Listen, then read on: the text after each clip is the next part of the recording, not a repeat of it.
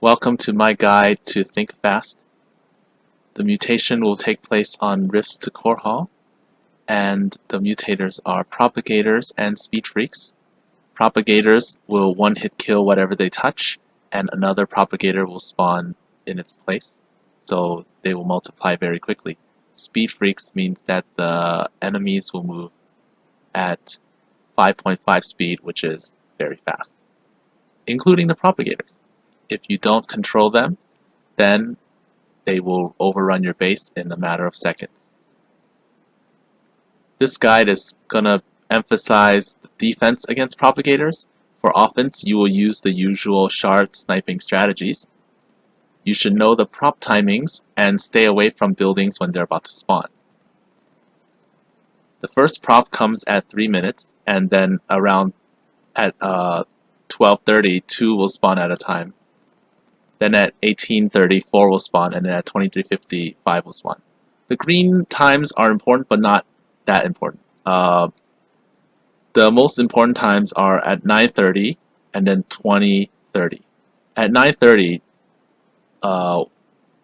you will see more props every minute. So every time the timer is about to hit 30, you're gonna see another prop soon. And this is the majority of your gameplay time. So you should pay attention. And when you get to 2030, an attack wave will come, and you should know that more props will spawn more frequently. There are 2 tactics that you can use to deal with the props. The first one is called kill-based cheese, and the second one is the propagator worker wall. And I will be talking about both of these. First, let's start with the kill-based cheese.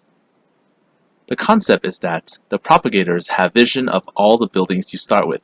So if you're Tychus, the bar is included. If you're Nova, the Ghost Academy is one of them. Carax is Solar Forge, etc.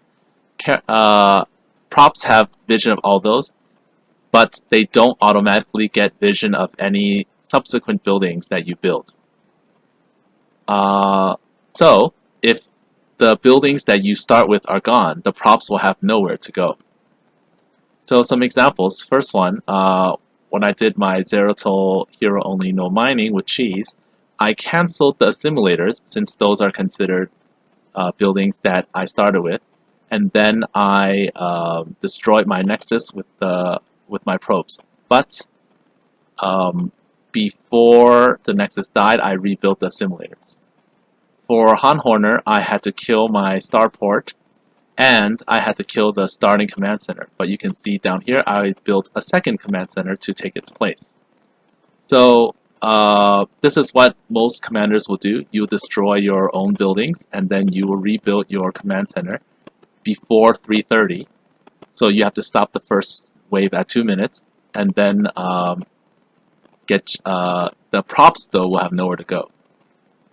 If you do this correctly, the attack waves will still go to your base, but the props will spawn and they will stay in place. This one killed a galleon, so that's why it's here. But these props, they're not moving. They just spawn and they stay there. So after you successfully killed your own base and the props are not, they're not going towards your base, you don't want to let any attack waves get vision of any buildings. Once the props get vision of any buildings, they will head towards it. You do not want to defend your base with static defense because static defense generally means buildings, and you don't want Amon to get vision of anything buildings. So you have to defend with just units. And on the offense, sometimes you want to use buildings to lure props away from certain areas. For example, if a prop spawns near a shard, you want to get it away from there so that you can kill the shard. So things you can do, you can use call downs to get them away. So using the Han Horner space station or dropping a Mengsk bunker or a monolith, Zeratul monolith, will cause all the props to head towards that space. Alternatively, you can build something in the middle and then lure the enemies towards it, and then when they get vision, the props will all head towards that place. Also, you can build something in the middle and wait for the next attack wave to hit it, but that's probably not what you want to do. It's an option, but not the best one. Note that if you have an ally, your ally must do the same thing. So if your ally doesn't know what you're doing or doesn't know how to do this, this is going to be a lot more difficult since the props, they won't head towards your base, but they'll head towards your ally's base. Now let's get to the Propagator worker wall. So the concept behind this semi-cheese is that you make a wall, but you use 2 to 3 workers to block the entrance. If propagators are attacked by ranged units behind the workers, they will try to kill the ranged units first because the ranged units have higher aggro priority. However, since the props are blocked by the workers, they get stuck and they don't move. So this gives you time to kill them, and the props won't attack you. However, if the prop doesn't die quickly, it will start attacking the workers. From my experience, you need about 5 to 6 things hitting the prop at the same time. And maybe this works because it confuses the prop a little bit. They might attack the workers when 3 or more come at once, so keep that in mind. They will attack if they're stuck in a spot for too long. So during the late game, this might not work. However, since the props spawn in different places, they might just come in one at a time and die. So you'll still be okay most of the time. Workers should hold position. If you're a Terran commander, turn off auto repair, and if you're Swan, turn off auto build as well. The workers should be facing the same direction. So for RTK, they should be in a diagonal position if you wall where I wall. I'm going to show you some pictures of the commanders I used and how I walled with each of them. You should also add any units that can slow the prop. So Marauders, Blaster Billies, Aegis Guards, Han Horners, Hellions, etc. So when you form the wall, you can see you move the SCVs and then you carefully get them into position. Make sure that they're both diagonal, and then get ready. Prop comes, it dies, just like that. So let's watch that again. Move closely. You want to do this before the first prop spawns, so before 3:30. Okay, now that they're in position, you wait and then kill it. So here, you can see that the probe is in the wrong position. This one is diagonal, this is correct, but this other one is not diagonal. They should be parallel, they should be facing the same direction. So this is what happens. The prop will just come, touch it, and kill everything. Not good. This one, the units behind are too close, so they killed. They didn't touch the probes, but they killed the destroyers, the void rays. This gap is too wide. You can see it's squeezed through right here. Squeezed through right here. It's a little bit too wide. It looks like it doesn't matter, but it does matter. So you want to move the back one back just a little bit. This one is good. You can see the 2 probes are facing the same direction, and then you see zap, zap, zap, zap, zap, dies. You get about like 5 to 10 seconds to kill it. Hopefully you kill it more quickly than that. So who can use this trick? Well, I tried with Vorazun. It's really hard to survive the first wave and wall off with enough cannons. So I didn't use this with Vorazun. For Zeratul, it's difficult because you must use the air call down, Zoraya Legion, and only against the minion battle group because the other comps will kill you. Zagara doesn't need this because Banelings are good.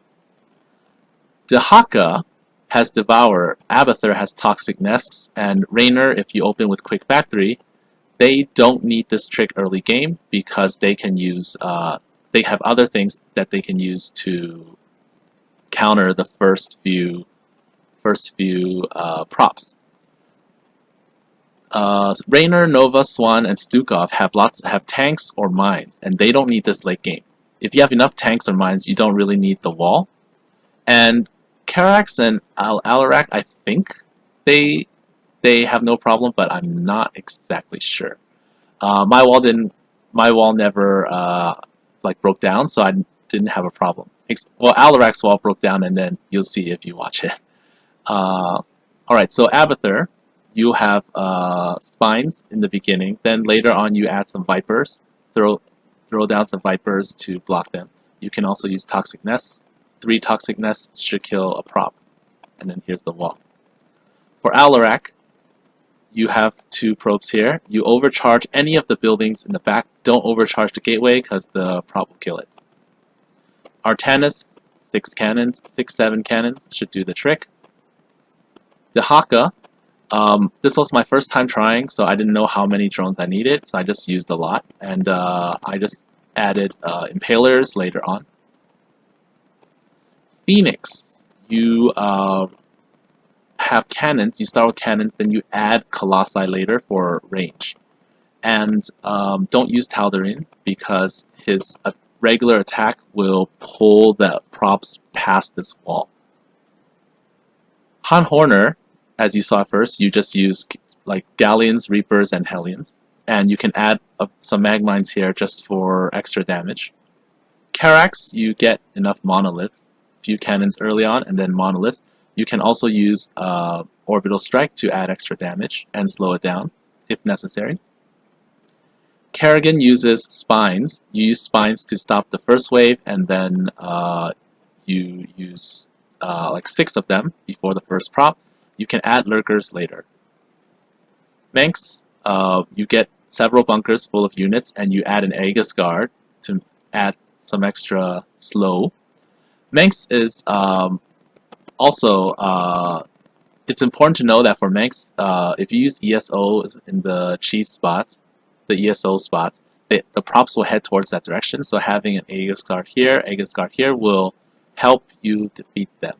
They usually come just 1 at a time there, and the rest will go to your wall and your main. Nova, you start with Marines, and then you can add Marauders, and then tanks, and later on you'll add mines. Rainer, for early game, if you want to use the wall, you get bunkers, and then later you add tanks. For late game, you'll just have extra minerals. I used P3, so my spare minerals went to vultures, and I dropped lots of mines. For Stetman, if you're not using P1, then you're going to have to get lots of spines. You add banelings later, but early on you don't need it. And you don't want any Stedalites in this area because they will get eaten. Stukov, assuming you're using P1, you can start with a few bunkers and then you add lots of tanks.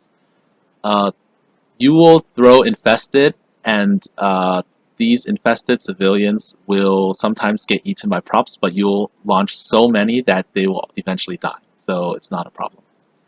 For Swan, if you're using P1, you have the laser plus blaster billies plus tanks. Tychus, you use 1 of the outlaws, and then a few auto turrets and SCVs. Zeratul, you used monoliths and cannons. For Vorzun, since you cannot use the wall, you use a black hole early on, and then when you have enough oracles, you just make lots of stasis wards. This will be like around 6:30 or 8 minutes. After that, you don't want to use your energy on black holes. Sagara, no, doesn't need anything special, just banelings. Note that after you get your wall set up, you don't want these attack waves to get to your expo, because if they see the buildings at your expo, they might go there instead of to your wall. This is especially true for the expo at around like 9 o'clock, the left side. So you make sure you find a way to stop them before they get there. If possible, you want to fight at this choke because this is where the enemies will always go. Regardless of which direction they will head later, you kill them here. And then props might spawn on this side and they'll just go down this way. And you can fight the enemies over here. Watch out for science vessels and phoenixes, because science vessels will irradiate your workers and they will get killed. Phoenixes will actually help the props open the door. This is especially true for the second wave. So phoenixes come with Siege of Storms. They'll come and then they'll lift up a probe, and then your walls open, props will kill you. The pirate ship does not give aim-on vision. So you can see I used Stetman and I built Stedalites all around the outside, away from prop vision. So if you have an ally, what can you do? Well, you can have your ally float CC behind your minerals and AFK. It might be better if it might be better for you to do it yourself and not have your ally do anything because they might make things worse. You can have your ally one base in his natural and kill off the initial command center. In other words, using the kill base cheese. If he keeps his buildings in the main, he might the props might get vision of them and go towards the buildings that are not near your wall. You can also have your ally contribute static D or units behind the worker wall to kill the props more quickly. And of course, lastly, we have an emergency plan. So towards the late game, you'll have stronger waves, attack waves, and more props spawning. So you need a backup plan in case things go awry. So first emergency plan is you get a worker somehow, you get like drop or something, and build something at the ESO island. So this part, you can build emergency buildings because Amon usually doesn't go here, so he won't see those buildings. You can also even if your main is destroyed, if your natural has never been seen by Amon, you can be safe. So during my Phoenix run, I almost died because I messed up. But luckily, this observer saved the day. Anyway, good luck and stay sane. So don't let the props run over your base.